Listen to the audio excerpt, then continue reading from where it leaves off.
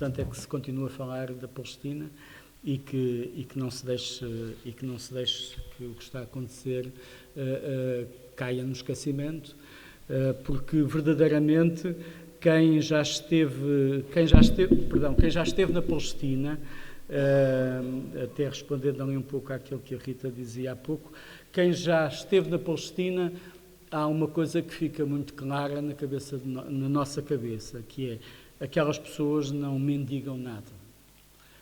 A única coisa que aquelas pessoas nos exigem, e eu acho que têm o direito de exigir, é que o seu drama não seja sepultado no silêncio e que as pessoas falem do que está a acontecer, denunciem aquilo que está a acontecer e deem voz à sua resistência e à sua luta, que, como digo, tem muitas décadas.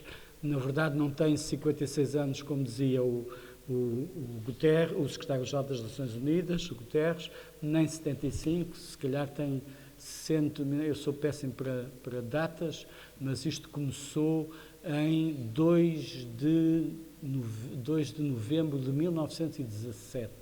Se nós quiséssemos encontrar uma data, era esta a data. E é a data em que um ministro britânico escreve uma carta dirigida ao Congresso Sionista, prometendo um território sobre o qual a Inglaterra não tinha nenhuma soberania, porque a Palestina estava ocupada pelo Império Otomano, prometendo um território sobre o qual a Inglaterra não tinha nenhuma soberania, a uma entidade que nunca tinha posto os pés na Palestina, que era o Congresso Sionista, que tinha nascido no centro da Europa e que tinha feito vários congressos, em Basileia, o mais importante, mas que nunca tinha posto os pés na Palestina. Um grande intelectual palestino, Eduardo Said, chamou a esta declaração a expressão maior da epistemologia moral do imperialismo, que é entregar um território sobre o qual não se tem nenhuma soberania a uma entidade que não mora lá, nunca morou lá e também não tem nenhuma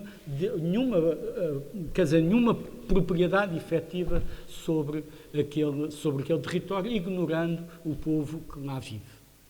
E essa declaração Balfour tem lá escrita algo que, se quisermos, ainda nos traz àquilo que está a acontecer. Nessa declaração, onde o governo britânico se comprometia a favorecer a Constituição da Palestina, do que ficou escrito como um lar nacional para o povo judeu, dizia-se ao mesmo tempo que o governo britânico dizia também que se deveriam garantir, salvaguardar os direitos civis da população não judaica que vivia da Palestina.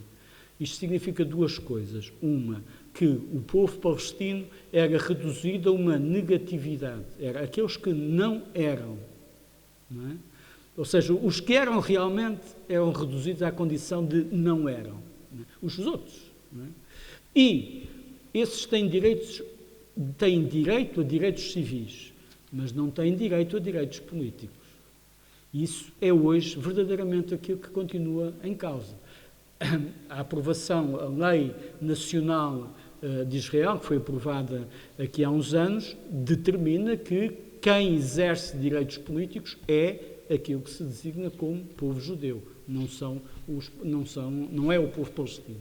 Não são os palestinos. E, portanto, esta é verdadeiramente esta negação da existência de uma entidade com uma raiz naquela terra, que é o povo palestino, que é cristão, muçulmano, judeu também.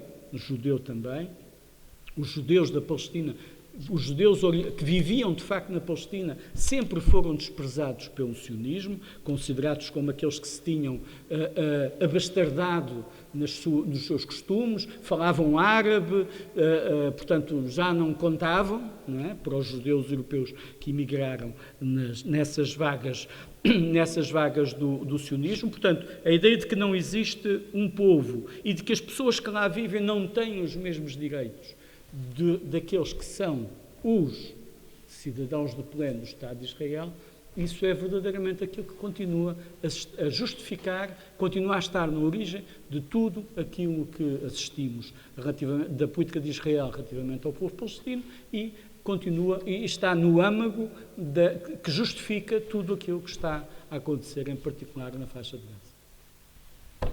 Obrigado.